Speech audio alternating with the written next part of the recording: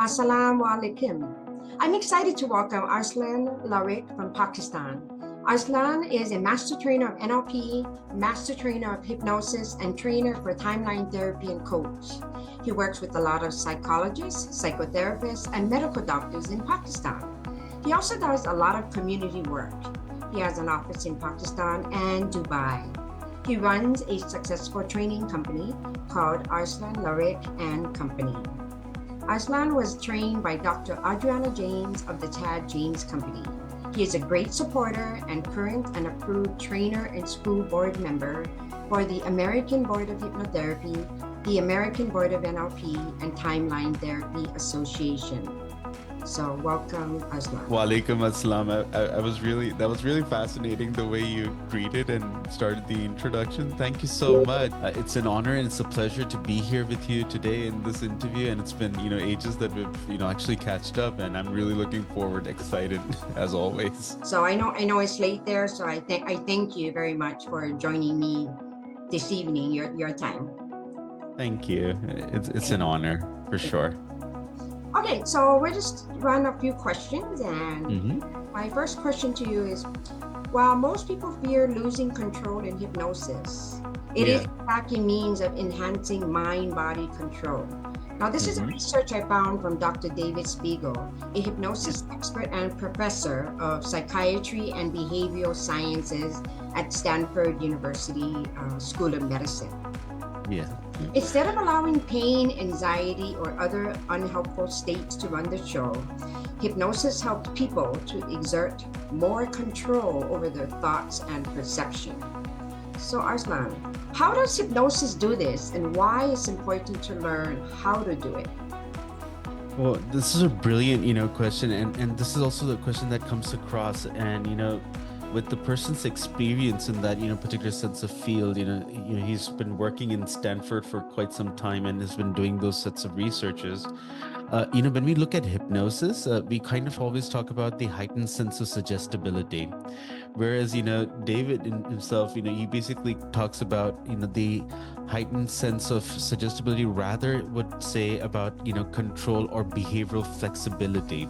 So it's more about having that sense of behavioral flexibility. It's where clients could enjoy more sense of actually control rather than losing control. They're actually talking about having more control. He talks about all hypnosis is actually like self-hypnosis, and he talks about how clients can actually have more therapeutic opportunities. So that's how you would put it, therapeutic, having much more profound sense of therapeutic opportunities to explore more and rather to know more and to do more in their in their construct of when they are in the state of hypnosis. It's like trying out some really cool different stuff. If I had to break this down into a really easy sense of a metaphor, it's when clients actually come up to you with sets of problems. You have to also understand that these problems are not something that they've generated in one day or in just 1 second. So these are things that they've been constructing over a period of time. Let's take depression, for example. Like, when clients come in, they say, hey, Arslan, we're kind of like depressed. So that depression is an accumulation of a lot of things that have been happening over a period of time. And in hypnosis, in the construct of hypnosis, when we're basically taking the client in the set of hypnosis, is like having them to journey in an imaginative sense which is such so captivating moment for them, where they're thinking about possibilities, like visiting a house, where there's this wall which is not that clean, and now they're trying to think about how they could paint this and make it look even much more beautiful. So if there's something that is something that's not really worthwhile for them to actually keep it as a resource, they can also consider resources that are worthwhile, but yet they have to be in a state where they can easily achieve that. And that's the cognitive behavioral flexibility, which basically David talks about. Yeah. Thank you, Arslan. Thank you. So you're in Pakistan, right? How is your business doing? Tell me a little how it started, how it's going today, and what makes your training unique in Pakistan? So, well, when I basically, started my journey in terms of understanding what NLP is, I usually started off as a very inquisitive learner. So I wanted to know what it could do for me. And that was always my quest. And I wanted to take coaching as an experience for myself. And when I did so, I kind of like fell in love with this. I mean, like, why wouldn't you really fall in love with the probability or the opportunity of, you know, having to know the power and capacity to getting back up? I think that's really important.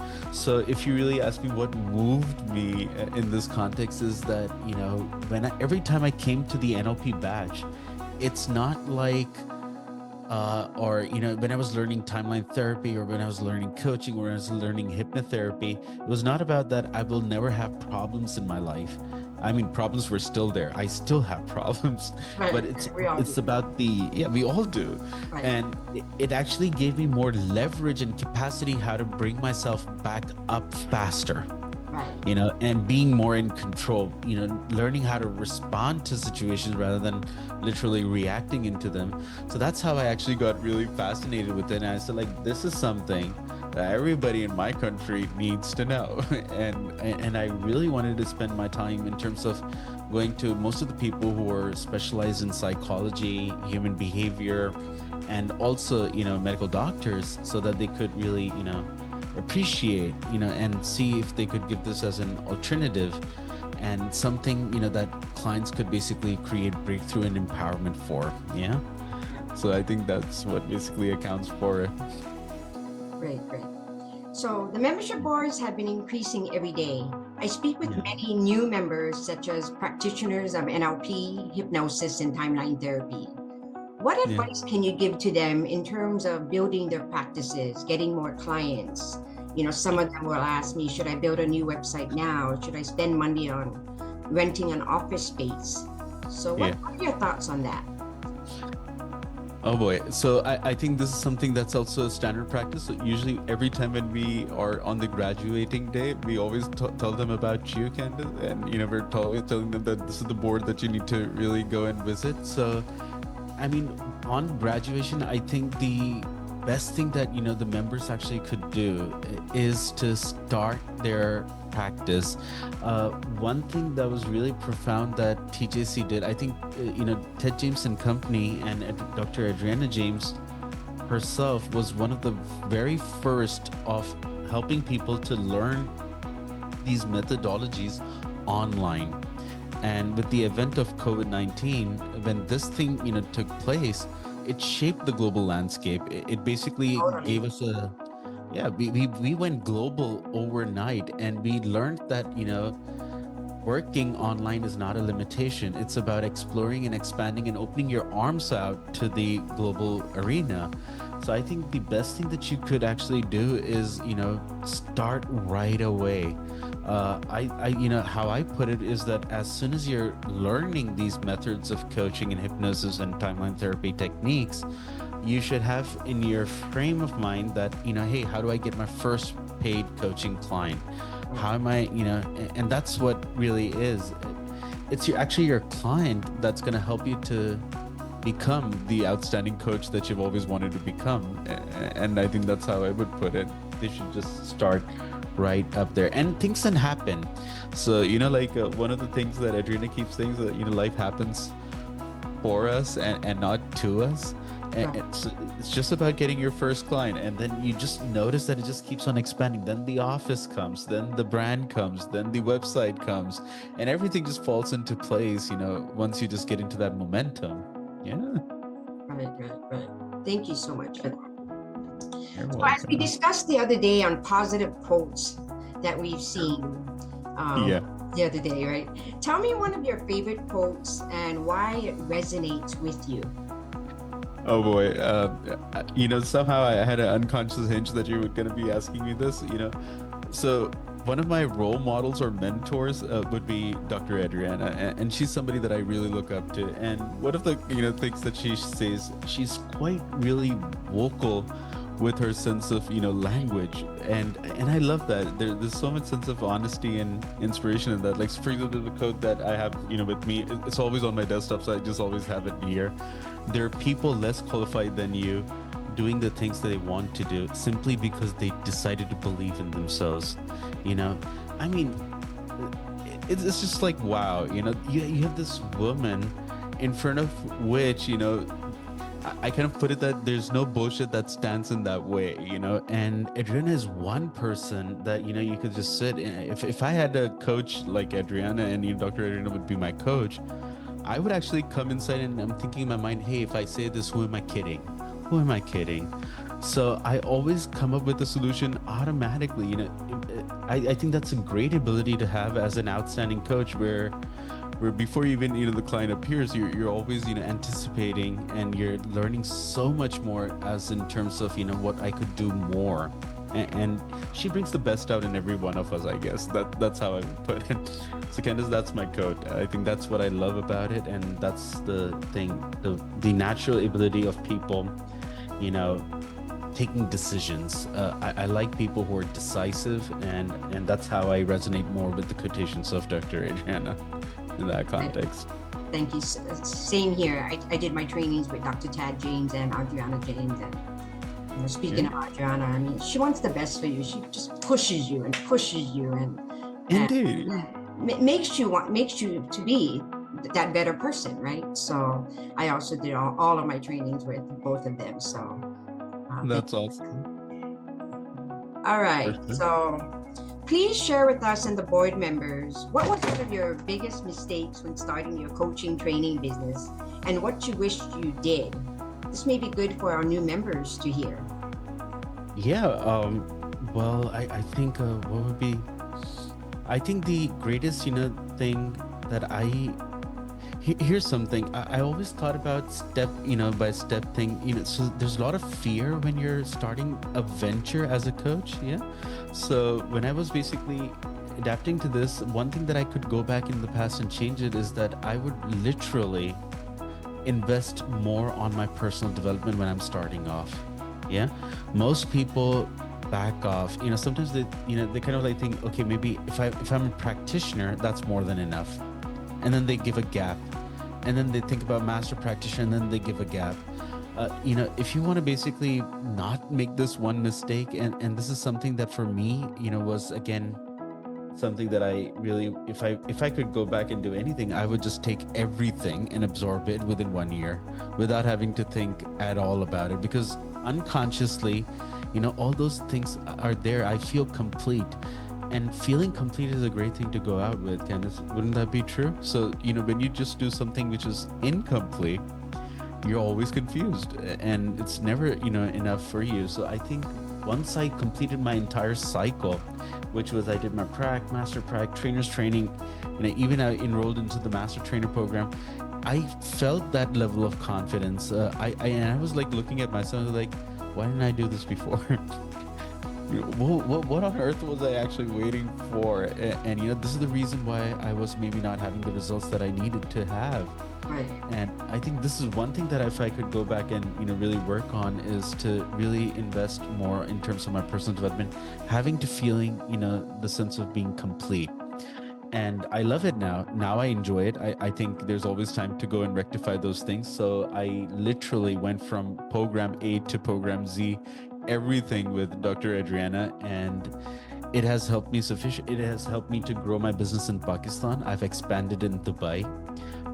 We now basically are producing trainers. So you would be surprised that in Pakistan, I was the only trainer, and then only the master trainer that was, there. And now we have trainers who are actually training other students. So that's a great thing. We're trying to build that community to foster the change that exists. Yeah. Amazing things you're doing. Yeah. Oh, you're going to be a speaker at the upcoming ABH-ABNLP Global Conference, which will be online, taking place on September 13 and 14 in the United States, and September 14th and 15th in other parts of the world. Tell us, what will you be speaking on, and what do we look forward to? Well, the topic that's basically there that I'm going to be covering is called trauma and trans, and it's also on the same guidelines. I was surprised that you talked about David, and it's going to be almost on the same lines, where we're going to talk about the research from Harvard, which is by a psychologist called, Joseph Wolf. And he basically talked about semantic desensitization, which is trying to understand trauma from a perspective that if it was an event, and let's assume that there were certain external conditions and environmental conditions that basically enacted at that point in time, is it possible that given the circumstances, if we could change those external environments, help the clients to understand, maybe what breathing could do for them, maybe, relaxation could do for them. If we could introduce certain environments like that, how would it portray in terms of helping them to work with the situation that they're currently struggling with? Right. So that's the type of a, thing that we would want to understand. It's like, for example, a child who's been, through the classroom and, the teacher somehow took the piece of chalk because the child wasn't paying attention and threw it at him.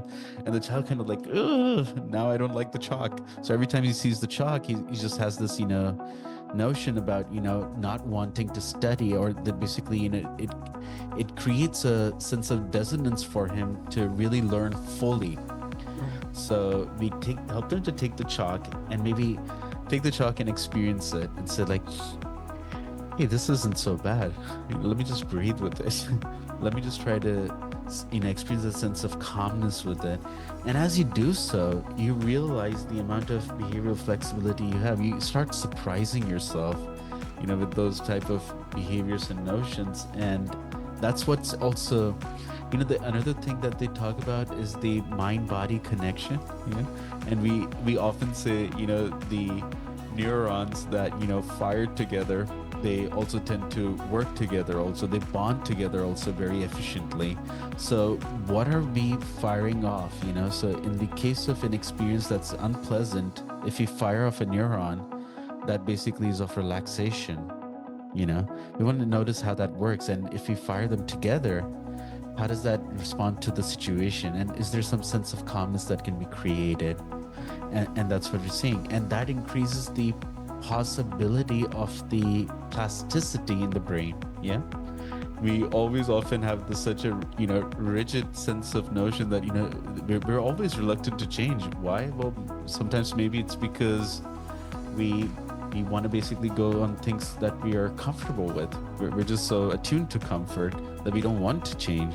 And when we give ourselves that opportunity to be in a place, in a position where we have a heightened sense of focus, where we close the doors towards distraction and say, hey, let's explore some possibility. Let's give ourselves that, that opportunity to try some other external stimuluses and, work with them, and just maybe breathe and smile one more time.